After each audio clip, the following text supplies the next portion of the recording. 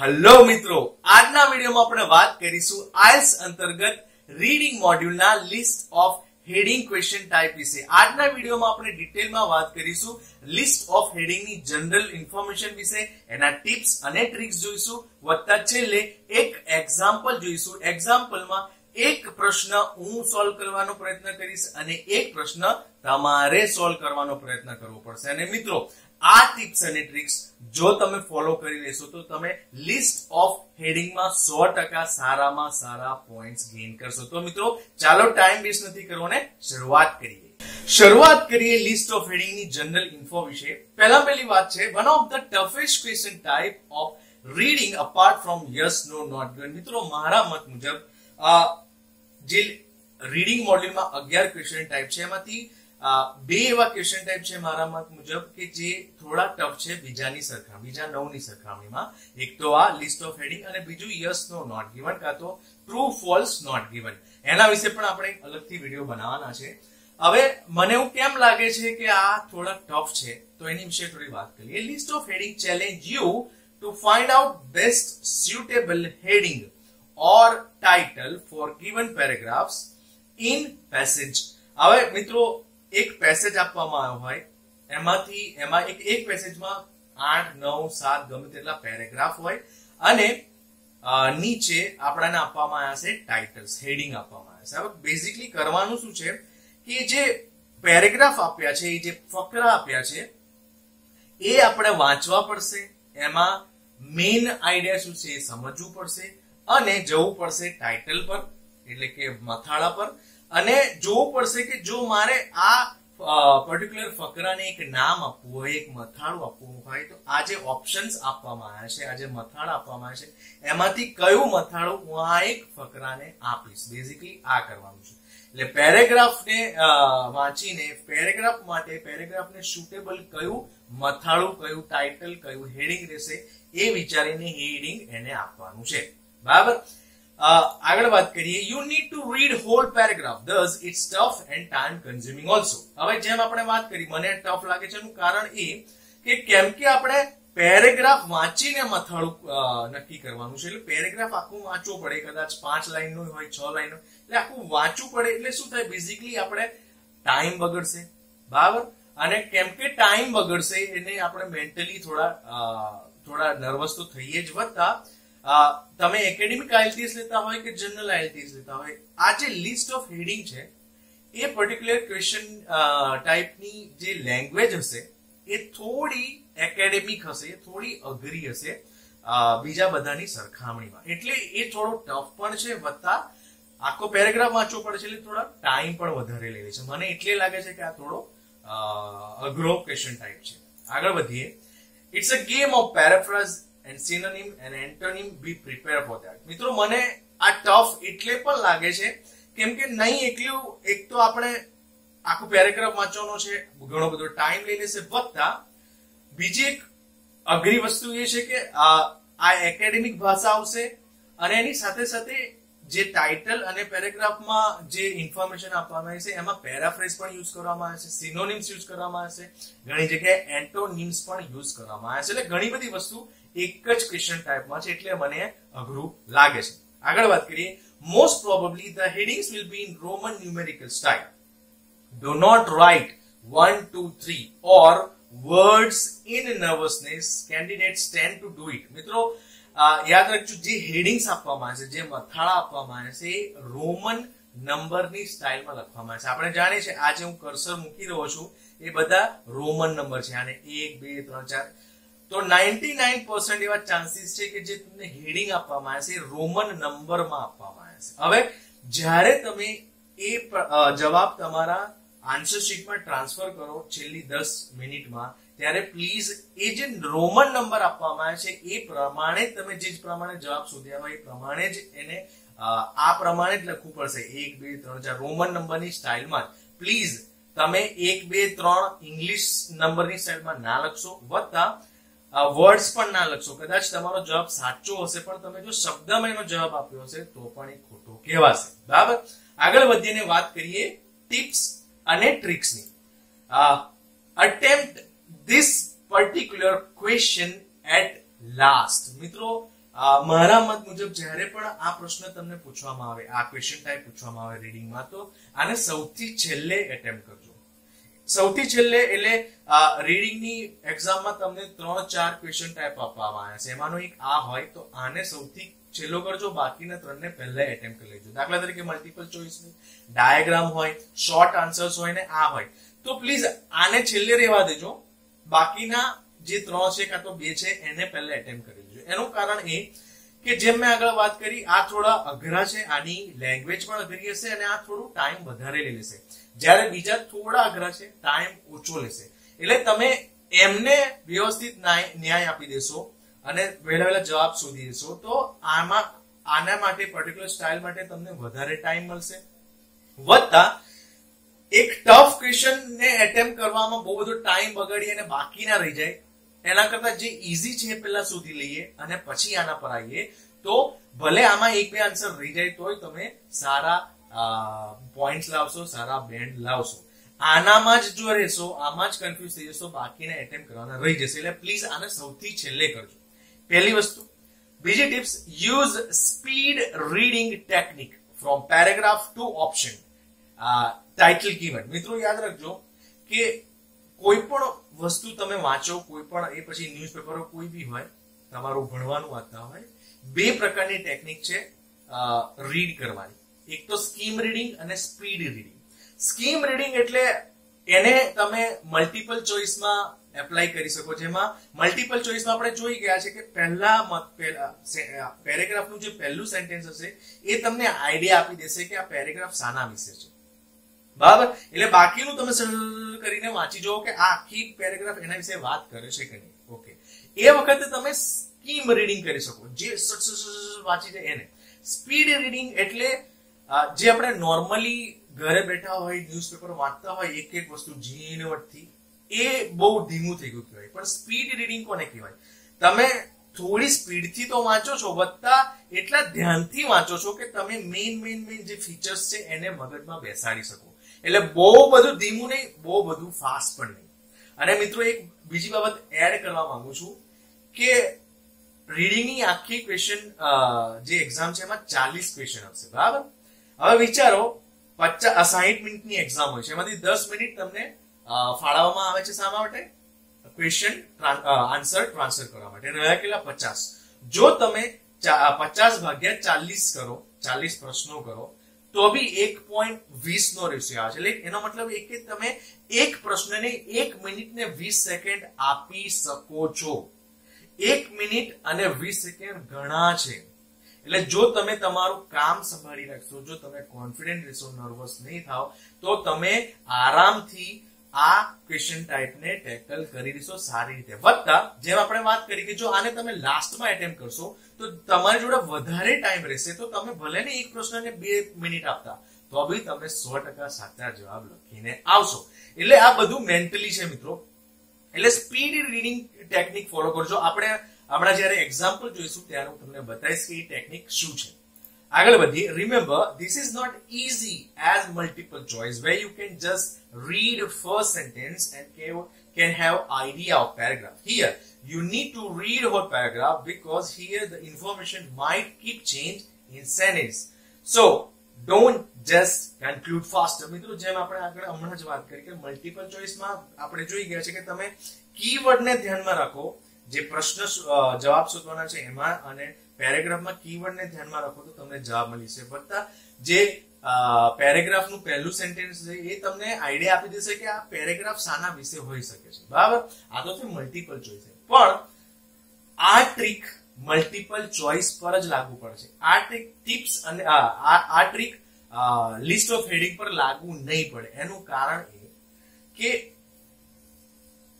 આની ભાષા કેમ કે થોડી અઘરી હશે, એટલે તમને એવું લાગશે ઘણી વખતે કે પહેલા જે પેરેગ્રાફનું પહેલા સેન્ટેન્સ છે એ જવાબ મળી ગયો મને, કદાચ એના અનુરૂપ કોઈ જવાબ આપ્યો હશે, કોઈ ટાઇટલ આપ્યું હશે ઓપ્શન્સમાં. પણ યાદ રાખજો મિત્રો, આ ટફ એટલે પણ છે કે આમાં જે ઇન્ફોર્મેશન હશે એ કીપ ઓન ચેન્જ થયા કરશે. એટલે ખાલી મલ્ટિપલ ચોઇસ ની જેમ પહેલું સેન્ટેન્સ જોઈને વિચારી ના લખશો કે મને જવાબ મળી ગયો. ના, તમારે આખો પેરેગ્રાફ વાંચવો પડશે, કેમ કે આ પર્ટિક્યુલર ક્વેશ્ચન ટાઈપ એવો છે કે જેમાં દરેક સેન્ટેન્સમાં તમને ગૂંચવવા માટે અલગ અલગ રીતે સેન્ટેન્સને પ્રેઝન્ટ કરવામાં આવ્યા છે, પણ એનો જે મેઇન હાર્દ, જે આખા પેરેગ્રાફનો મેઇન ભાવાર્થ હશે એ અલગ જ હશે. એટલે પ્લીઝ એ ટેકનિક અહીં ફોલો ના કરશો, કીવર્ડ મેચ કરવાનો પ્રયત્ન ના કરશો, વત્તા પહેલા સેન્ટેન્સને જોઈને એવું ના વિચારી લેશો કે આજ આખો પેરેગ્રાફ આના વિશે જ હશે. ના, તમારે આખો પેરેગ્રાફ ધ્યાનથી વાંચવો પડશે. આગળ વધીએ. Do not try to match keywords or words given in paragraph and headings. જેમ મિત્રો વાત કરી કે અહીં કીવર્ડ ને કોઈ લેવા દેવા નથી. પેરેગ્રાફ અને ટાઇટલમાં જે કીવર્ડ આપ્યા છે એવું ના વિચારી લેશો કે આ જ જવાબ છે. ના, અહીં માહિતીઓ ચેન્જ થયા કરશે. ભલે કીવર્ડ તરીકે કોઈ વર્ડ્સ આપી દીધા હોય, ટાઇટલમાં જે વર્ડ્સ છે એનો સિનોનિમ ભલે અહીં આપ્યો હોય, પણ એવું વિચારી ના લેશો કે આ જ જવાબ મળી ગયો. ના, અહીં થોડી અઘરી ભાષા હશે. તમારે ધ્યાનથી આખો પેરેગ્રાફ જ વાંચવો પડશે, તો જ તમને સાચો જવાબ મળશે. બીજી વસ્તુ, there is a possibility of answers which might look same. Don't get confused. Believe in yourself. મિત્રો, એવી પોસિબિલિટી પણ છે કે તમે કદાચ કોઈક એક પેરેગ્રાફ વાંચો અને ટાઇટલ જોવા, એને કયું ટાઇટલ આપવું એટલે ટાઇટલ પર જશો ત્યારે એવું પણ બનશે કે બે એવા ટાઇટલ હશે જે એક જેવા લાગતા હશે અને તમને એવું હશે કે આ બેમાંથી આ કયો હશે. બરાબર, એ વખતે પ્લીઝ કન્ફ્યુઝ ના થો. તમને એવું લાગતું હોય, જે પહેલું સ્ટ્રાઇક કરે કે ભાઈ મને આ જ લાગે છે, ભલે એક જેવા ઓપ્શન આપ્યા હોય, આ જ મને લાગે છે, તો ત્યાં જ એ જ તમારો જવાબ હશે. તમારી જાત પર કોન્ફિડન્સ હશે. તમે નર્વસનેસ જો લાવશો તો તમને એને ખોટ પડશે. એનું પણ ઉદાહરણ આપણે જોઈશું આગળ એક્ઝામ્પલમાં, ચિંતા ના કરશો.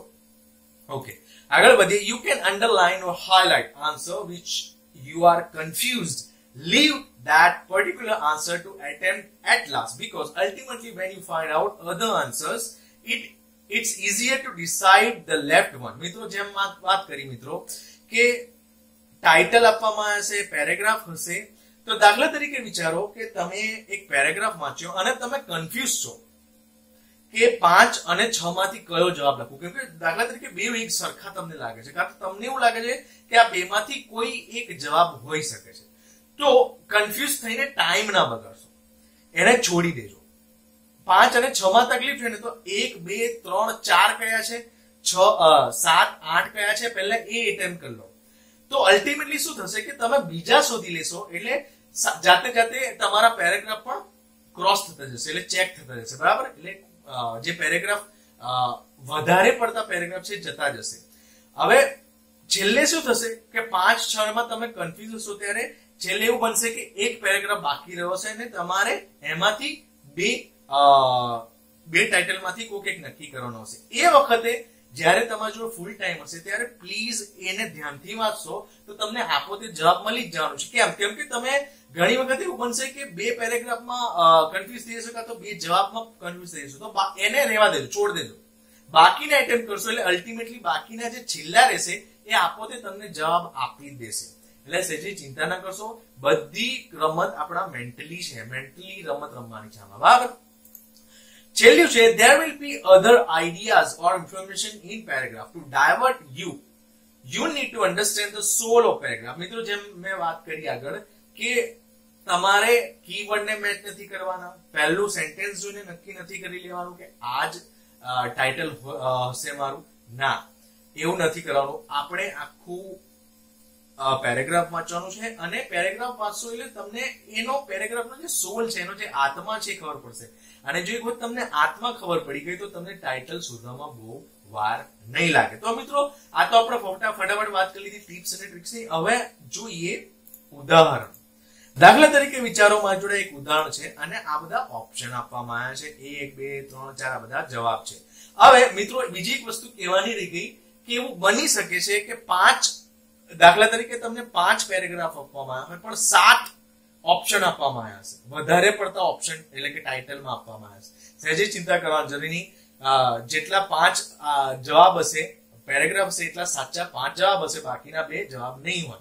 સહેજે ચિંતા કરવાની જરૂર નથી. હવે વાત કરીએ કે જે મેં સ્પીડ રીડિંગ ની વાત કરેલી એને કઈ રીતે અપ્લાય કરી શકાય. હવે મિત્રો, તમે તમારી વોચ જો તમારી જોડે હોય તો તમે વોચ રાખીને જોઈ શકો છો. હું જે સ્પીડ થી અને હું જે રીતે આને વાંચું છું એમાં તમે સમજી બી શકશો, વધતા તમને એ આખા પેરેગ્રાફનો સોલ પણ ખબર પડશે ને આપણે એને 1.20 મિનિટમાં પતાવી પણ દઈશું. ધ્યાનથી સમજો. હું શરૂઆત કરું છું.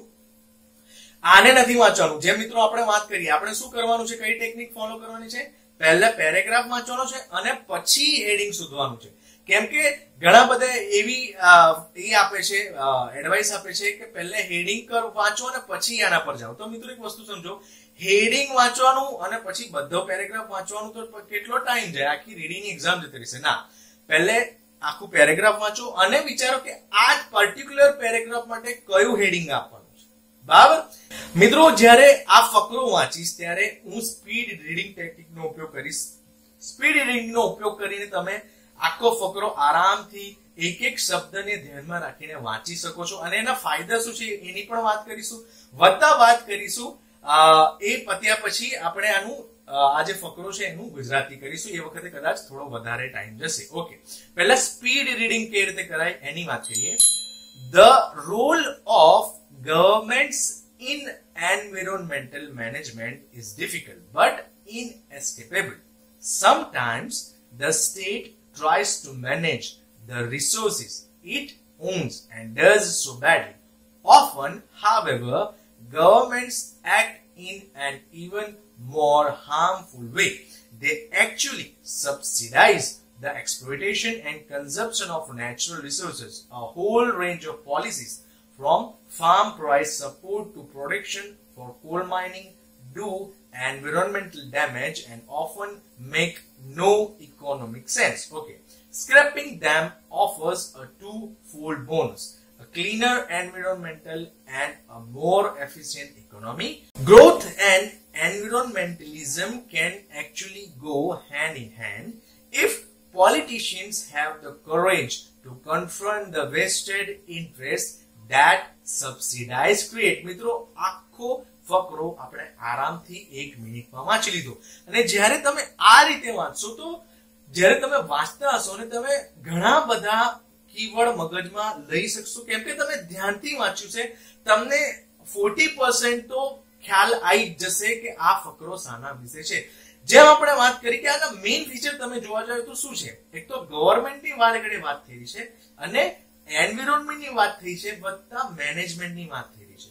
3 બાબત મહત્વની આમાં વાત થઈ રહી છે. એક તો ગવર્મેન્ટ, એન્વિરોન્મેન્ટ અને મેનેજમેન્ટ. ઓકે, એટલે આ 3 વસ્તુ આપણને ખબર પડી ગઈ કે ગવર્મેન્ટ એન્વિરોન્મેન્ટને કઈ રીતે મેનેજ કરે છે. આના વિશે આખો પેરેગ્રાફ છે. ઓકે, આ થઈ ગયું સ્પીડ રીડિંગ. હવે આપણે એને ગુજરાતી કહીએ. બરાબર, આમાં આપણે ટાઈમ જોવાનો નથી. The role of governments in environment management is difficult but okay. Government નો રોલ environmental management માં છે. Okay, જેમનાથી લોકો ભાગી નહીં શકે. Sometimes the state tries to manage the resources its own and so badly. State government ઘણી વખતે આ resources ને મેનેજ કરવાનો પ્રયત્ન કરે છે અને ખરાબ રીતે એને મેનેજ કરે છે. Okay, governments act in an even more harmful way. Okay, ખરાબ રીતે પ્રદર્શન કરે છે. They actually subsidize the exploitation and consumption of natural resources. A resources નો ઉપયોગ નહીં કરી શકતા. Okay, a whole range of policies from farm price support to protection for coal mining do environmental damage and often make no economic sense. Okay, એ લોકો એવી policies બનાવે છે જે ઇકોનોમીને પણ સારી નથી અને એન્વાયરમેન્ટને ડેમેજ કરે છે. Okay, scrapping them offers a two-fold bonus: a cleaner environment and a more efficient economy.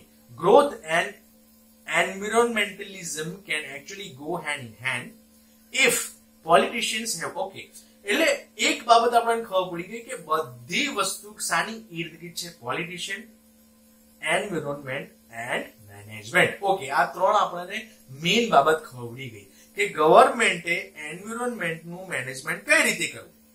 ખ્યાલ આવી ગયો મિત્રો? આપણે જ્યારે સ્પીડ રીડિંગ કર્યું તો આપણે ખ્યાલ આવી ગયો.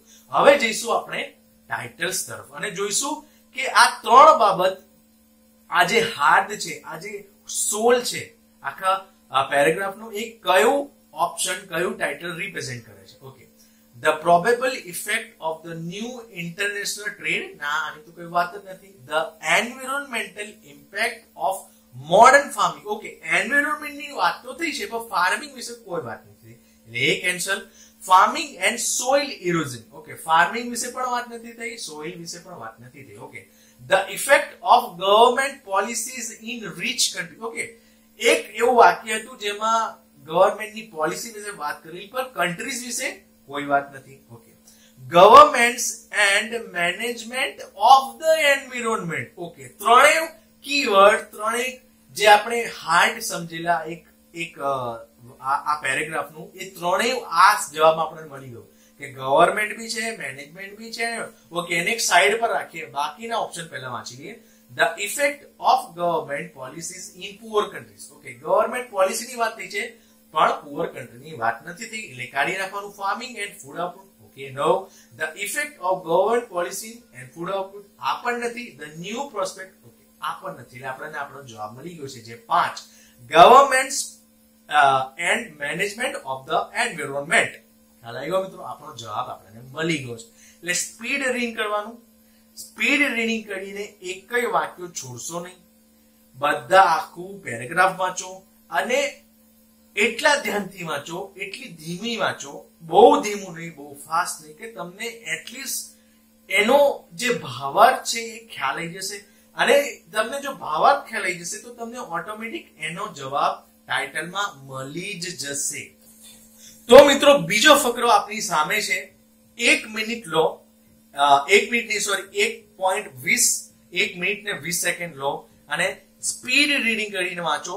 અને જો તમે સ્પીડ રીડિંગ કરશો તમને 100% આનો હાર્થ, આ ફકરાનો ભાવાર્થ ખ્યાલ આવી જ જશે. 100% નહીં તો 80% તો આવી જ જશે. અને જો 80% આવ્યો અને પછી જો તમે હેડિંગ પર જશો તો આ 80% વાળું જે ભાગ છે તમે બીજા કોઈ હેડિંગ સાથે 100% મેચ કરી જ લેશો. તો તમારો 1 મિનિટ અને 20 સેકન્ડનો સમય શરૂ થાય છે હવે.